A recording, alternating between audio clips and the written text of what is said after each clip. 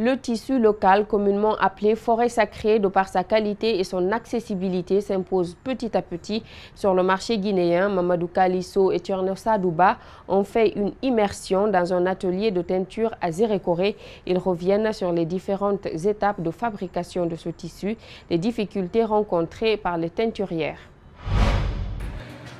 Marie-Françoise Lama est une teinturière. Elle exerce cette activité depuis 20 ans. Une petite immersion dans son atelier. C'est ici qu'elle produit le tissu local appelé forêt sacrée. La cola, des écorces, des feuilles, la boue, la soude caustique locale constituent ses matières premières. Par semaine, son équipe peut produire une centaine de complets. On peut plonger ici, c'est le bassin de la boutique, au moins 50 complets par jour, mais on ne termine pas. On met dans l'eau, il faut 3 jours comme ça pour que ça finisse. Parce qu'il faut mettre le dessin et puis rougir encore. Certaines matières premières utilisées dans la teinture donnaient une mauvaise odeur au tissu. Mais grâce à un appui de la Banque mondiale, ces dames ont reçu une formation qui leur a permis de corriger cette anomalie. Aujourd'hui, ce tissu est très prisé par des Guinéens et même certains expatriés. Nous avons expérimenté avec d'autres teinturières. Nous avons rencontré au cours d'une formation financée par la Banque mondiale en faveur des femmes teinturières. On a fait des échanges et nous avons fait des expérimentations. On a fait sur la teinture même. Et ensuite, on a teint des pagnes en teinture et on a replongé maintenant dans la cola comme nous le faisons. Ça a donné d'excellents résultats qui a été apprécié de beaucoup de personnes.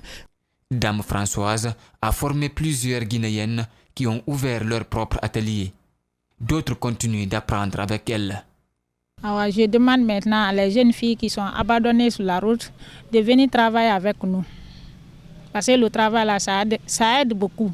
Ça aide nos maris, ça aide nos parents. Dans la chaîne de production, ces dames se heurtent au manque de financement et de formation. Elles interpellent l'État.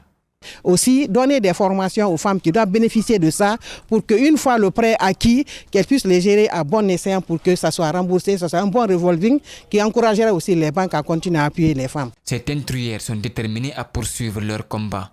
Leur but, c'est d'amener les Guinéens à porter le tissu local.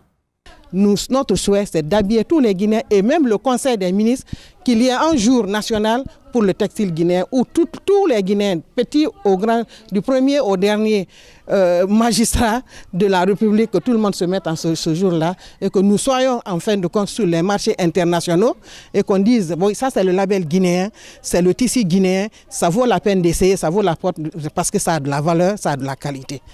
Ces dames exhortent leurs clients à formuler des critiques et suggestions. Cela leur permettra d'améliorer la qualité de leurs produits.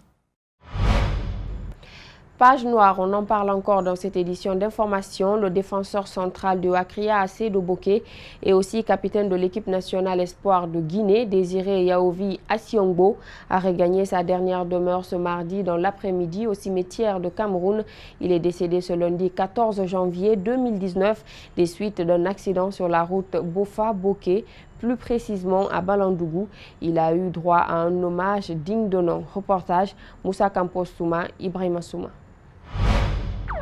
Désiré Yaovi Asiongbo était un espoir pour son club et pour la sélection de I-23 de la Guinée. Celui qui avait une origine togolaise de par son père a préféré porter le maillot de la Guinée de par sa mère. Il avait participé au dernier championnat d'Afrique des Nations CHAN 2018 au Maroc avec le Syrie national local et il était le capitaine du Syrie national espoir. Ce solide et fervent technicien défenseur, Yaovi Désiré a notamment contribué lors de la saison écoulée avec son club le Wakria AC pour finir dans le top 3 du classement et surtout le succès en Coupe nationale, ce qui leur a valu de représenter la Guinée avec son club en Coupe de la CAF 2018-2019, même si ça a été une courte durée. Dirigeants, entraîneurs et toute la famille du football guinéen sont profondément affectés par la disparition surprise du défenseur central Yaovi Désiré. De la levée du corps à l'hôpital Ignacidine au palais des sports, la consternation se lisait sur le visage. Donc si nous perdons ce capitaine, vraiment c'est triste, mais c'est tout un espoir qui s'effondre.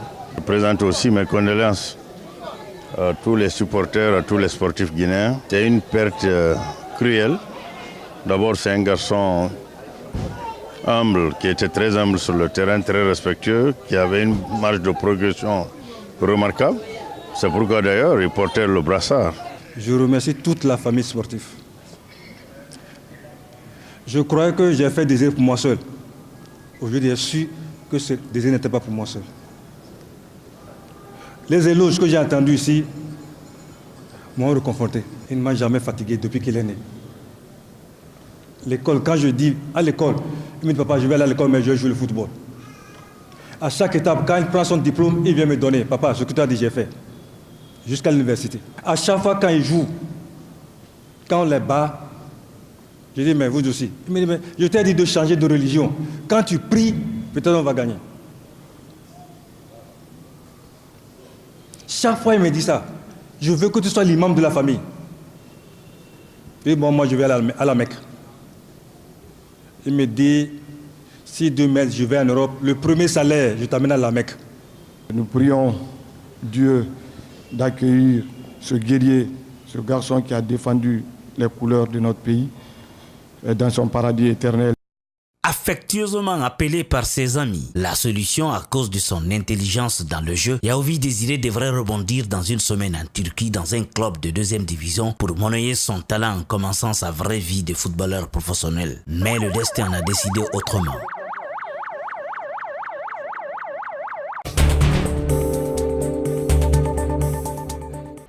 En interactualité à présent, Laurent Gbagbo a été acquitté mardi de crimes contre l'humanité par la Cour pénale internationale qui a ordonné la mise en liberté de l'ancien président de la Côte d'Ivoire, infligeant un nouveau revers à l'accusation de cette juridiction internationale.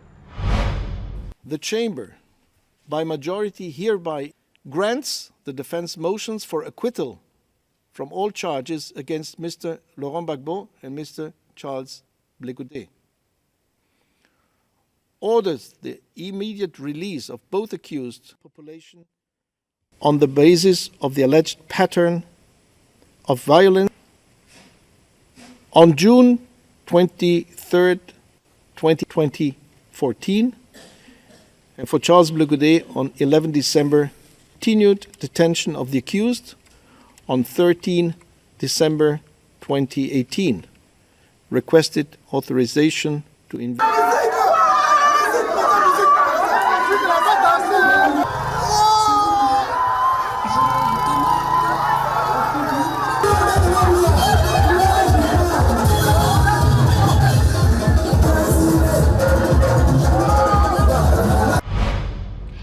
Arrière-petit-fils de juifs allemands assassinés pendant l'Holocauste, le Britannique Simon Wallfisch a décidé de devenir allemand à cause du Brexit. Une fois par mois, depuis plus d'un an et demi, ce musicien manifeste son opposition à la sortie de l'Union européenne devant le Parlement britannique à Londres. Mais au lieu d'agiter un drapeau européen ou une pancarte comme d'autres, c'est violoncelle en main, coiffé d'une perruque blanche à la Mozart, qu'il se fait entendre. Suivez. De ses origines allemandes, Simon Wallfisch a hérité d'un amour pour l'opéra et les symphonies de Beethoven. Et si ce père de famille joue régulièrement l'hymne de l'Union européenne devant le Parlement britannique, c'est parce que le Brexit a fait remonter des souvenirs de famille douloureux. Descendant de réfugiés juifs qui ont fui le nazisme dans les années 30, il s'est vu contraint de demander la nationalité allemande pour pouvoir conserver un passeport européen. J'ai dû utiliser une tragédie familiale pour assurer mon futur et celui de ma famille. Ce que cela va signifier pour nous, je n'en sais rien. Nous ne voulons pas aller en Allemagne, mais au moins, avec un passeport allemand, nous pourrions déménager aux Pays-Bas ou en France ou dans n'importe quel pays européen. Comme lui, de nombreux Britanniques ont eu recours à une clause de la Constitution allemande qui permet aux descendants de victimes du nazisme de récupérer la nationalité que leur avait retirée le Troisième Reich.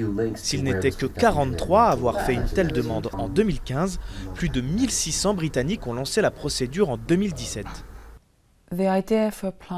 J'ai décidé de demander la nationalité allemande le jour du résultat du référendum. Je me suis dit, j'en ai assez de ces bêtises. Ma vie et celle de mes enfants ne vont pas être détruites par ça. Au-delà du Brexit, certains descendants de réfugiés juifs voient également dans cette demande de nationalité un geste fort envers le pays de leurs ancêtres. Je n'ai pas spécialement fait cette demande de nationalité pour avoir un passeport, mais pour exprimer quelque chose envers l'Allemagne. Je ne sais pas si c'est inédit dans l'histoire de l'humanité, mais à ma connaissance, il n'existe aucun pays qui a réussi à se regarder dans le miroir et à rejeter tout ce qu'il a fait dans le passé. C'est tout simplement extraordinaire. À l'approche de la date de sortie du Royaume-Uni de l'Union européenne, le Brexit pousse ainsi de nombreux Britanniques à se pencher sur leurs origines, avec l'espoir peut-être de refermer certaines plaies vieilles de 70 ans. Voilà, c'est la fin de cette édition d'information. À tous, merci de l'avoir suivi. Merci également à toute l'équipe technique. L'actualité se poursuit sur Espace TV.